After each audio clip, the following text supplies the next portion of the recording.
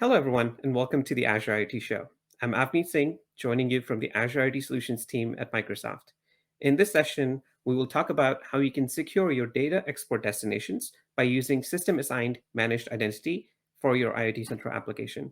We will also walk you through a step-by-step demo on how you can configure it in just a few minutes. Now, let's assume we have a manufacturing facility where you're collecting super important telemetry data from your industrial assets, and you're transmitting this data securely to Azure IoT Central via your Express route. You're leveraging Azure IoT Central to manage and monitor your assets, and you're sending these meaningful IoT signals that you capture within Central to a blob storage account to power your business analytics and workflows.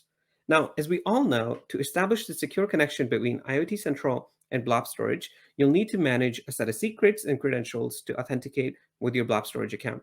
This is a common challenge for our application developers, as they often need to rotate, store, and manage these credentials in a secure place. This often results in an increased overhead and doesn't go well with the security teams. The credentials are top secret data that they often want you to keep in a secure place.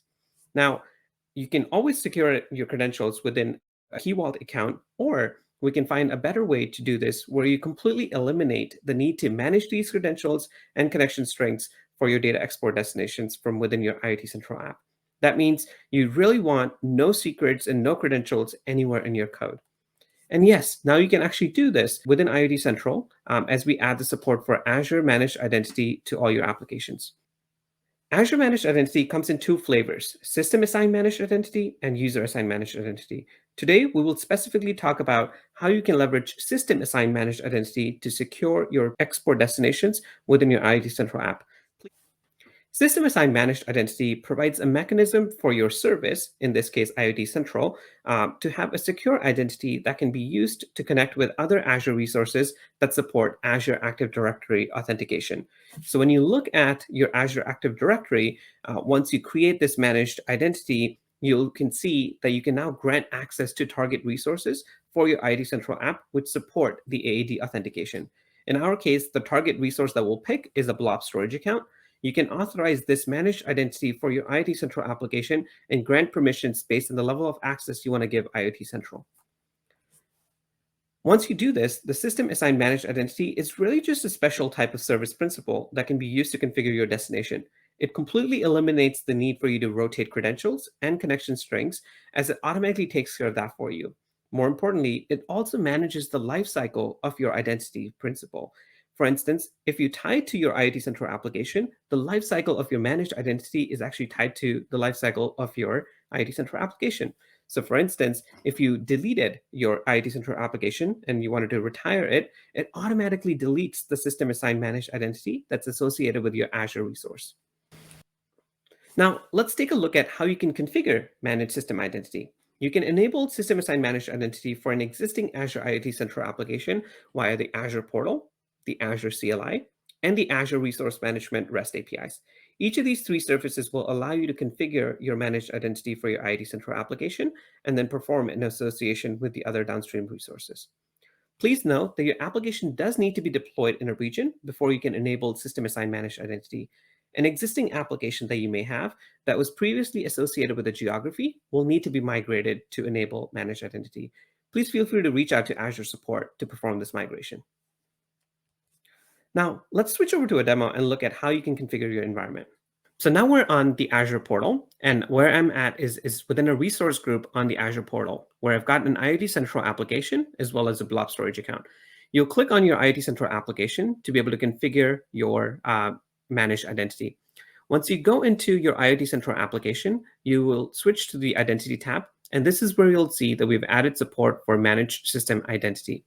Once you're on the Identity tab, you'll see you have the ability to turn your managed system identity on for your IoT Central application.